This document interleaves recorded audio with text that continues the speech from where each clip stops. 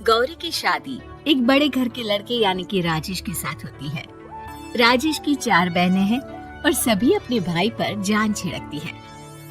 अरे पापा, ये राजेश के लिए कैसी छोटी सी हीट की लड़की ब्याह लाए आप? हम लोगों का भाई तो राजकुमार है, उसके लिए तो कोई राजकुमारी होनी चाहिए थी। गौरी को ननद की बात बुरी लगती है और वो रोने लगती है। अरे क्यों गला फाड़ रही है? क्या गलत बोल दिया मेरी बेटी ने?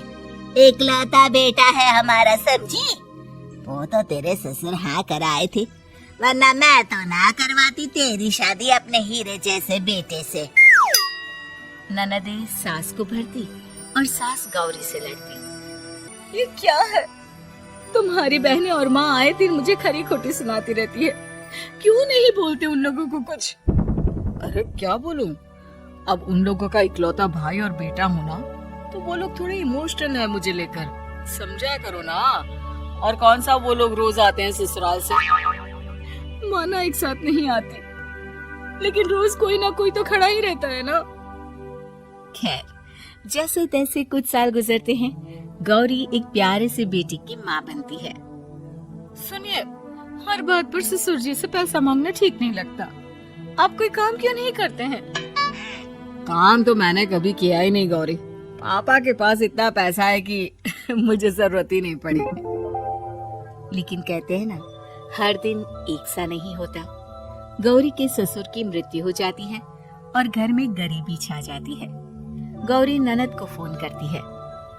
दीदी, अब जीजा जी को बोलकर इन्हें कहीं नौकरी दिलवा दो ना, घर चलाना मुश्किल हो रहा है। माँ जी की भी तबीयत खराब रहती है, दवाई का खर्चा और मुन्ने की पढ़ाई का खर्चा काफी है। कुछ मदद मिल जाएगी दीदी। देखो गौरी, तुम तो जानती हो मेरे खुद के 3 बच्चे हैं, तो ये मत सोचना कि बात घुमा कर बोलोगी तो मैं कुछ मदद कर दूंगी। अब पति तुम्हारा है, सास तुम्हारी है, तो करना तो तुमको ही है ना। हम भी तो निभा रहे हैं। खैर, बोल दूंगी इनको।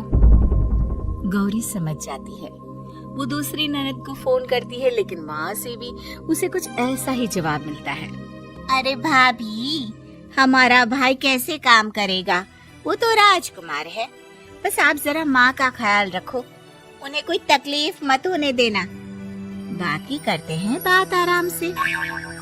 गौरी के सामने संकट आ जाता है कि वो कैसे अपना परिवार चलाए। ना पति काम करना चाहता है और ना ननदे मदद।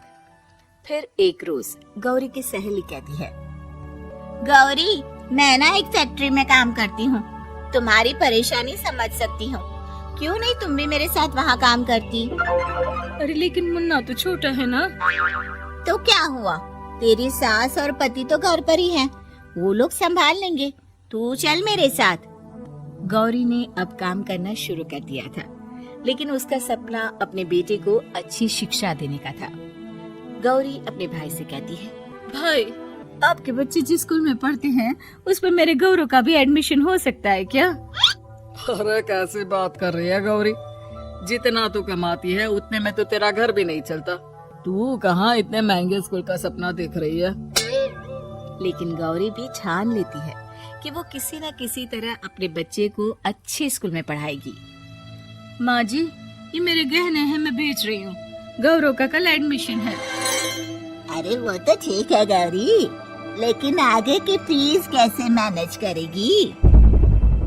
और ज्यादा मेहनत कर लूंगी माँ। गौरव कुछ बन गया तो हम लोगों के सारे दुख दर्द दूर कर देगा। गौरी, हम लोगों ने तुझे गलत समझा, लेकिन तू ही थी जो ये घर लेकर चल रही है, वरना कब की अलग हो जाती। गौरी सास की ओर मुस्कुरा कर देखती है। आप भी तो मेरा साथ दे रही है ना? अरे कभी खाने में अंडा या मुर्गा भी खिला दिया करो, क्या रोज रोज पत्ता खिलाती रहती हो? अरे शर्म तो आती नहीं, सारा दिन बहू काम करके पैसे लाती है, खुद तो कुछ करता नहीं, ऊपर से मुर्गा खाना है इसको। गौरी अपना घर चलाने के लिए तो पर्याप्त पैसे कमा लेती है, लेकिन बेटे के महंगे स्कूल, कोचिंग और उसकी डिमांड पूरी करने के लिए उसे लोगों से पैसे उधार लेने पड़ते। माँ, मुझे जूडो कराटे की ड्रेस चाहिए, मैं घर के कपड़ों में क्लास नहीं अटेंड करूँगा। और क्या, बिल्कुल, घर की भी कोई ड्रेस होती है क्या? मैं कल ही ला दूंगी ना बच्चा, तू बस मन लगाकर पढ़ाई किया कर। उसके जाने के बाद कहाँ से लाएगी पैसे ड्रेस के?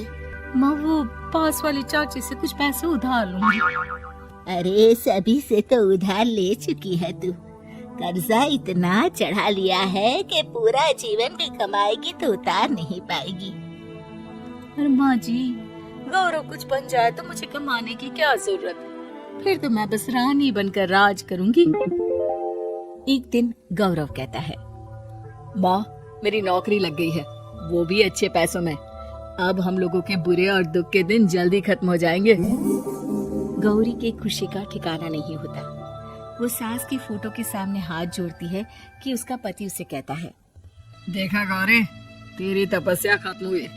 इतने सालों से जो तू फैक्ट्री में नौकरी कर रही है, अब तू आराम कर सकती है। अरे नहीं नहीं, अभी तो नौकरी लगी है, कुछ दिन कुछ पैसे कमा तो लेने दूं। कुछ महीनों बाद गौरी की ननद गौरव के लिए रिश्ता लेकर आती है। अरे भाभी, वो मैंने रिश्ता लेकर आई थी गौरव के लिए, सुना अच्छा कमा रहा है, क्यों? देखा मेरी बहन कितनी अच्छी है, कितना सोचती है हम लोगों के लिए। गौरी कुछ नहीं कहती, लेकिन उसका मन नहीं होता है कि वो बेटी की शादी इतनी जल्दी कर दे। हाँ वो तो ठीक है, लेकिन अभी कुछ कर्जा है जिसे उतारना है। तो क्या हो गया, शादी के बाद भी उतार लेगा? कम से कम एक लड़की आ जाएगी तो आराम रहेगा। गौरी लोगों के प्रेशर में आकर बेटी की शादी कर देती है और शादी के बाद एक दिन जब अपनी फैक्ट्री में जाती है, मैनेजर साहब कैसे इस फैक्ट्री में 22 साल काम कर लिया पता ही नहीं चला। अब तो बेटा सेटल हो चुका है, नौकरी की जरूरत नहीं है। लेकिन आप सभी का शुक्रिया गौरी बहन, बहुत मेहनत की तुमने जीवन में, अब भगवान कोई मुश्किल ना दे। गौरी घर आती है, लेकिन दरवाजे के बाहर से ही उसे बहू और बेटी की आवाज सुनाई देती है। क्या है, तुम्हारी माँ ने तो सोचा भी नहीं कि जो कर्जा वो ले रही है खुद की अय्याशी के लिए, वो हम लोग क्यों भरे? उनका कर्जा है वो देखे। हाँ लेकिन क्या करूँ, माँ को छोड़कर रह भी तो नहीं सकता ना। अरे रह नहीं सकते तो क्या करोगे? पूरी जिंदगी उनका कर्जा चुकाते रहोगे? कल को हमारी भी फैमिली बढ़ेगी, कैसे मैनेज करेंगे? मैं नहीं जानती, साफ साफ बोल दो पैसे नहीं है फालतू के। जिसका कर्जा है वही निपटाए। गौरी बेटी बहू की बात सुनकर स्तब्ध रह जाती है और अंदर न आकर वहाँ से सीधे फैक्ट्री जाती है।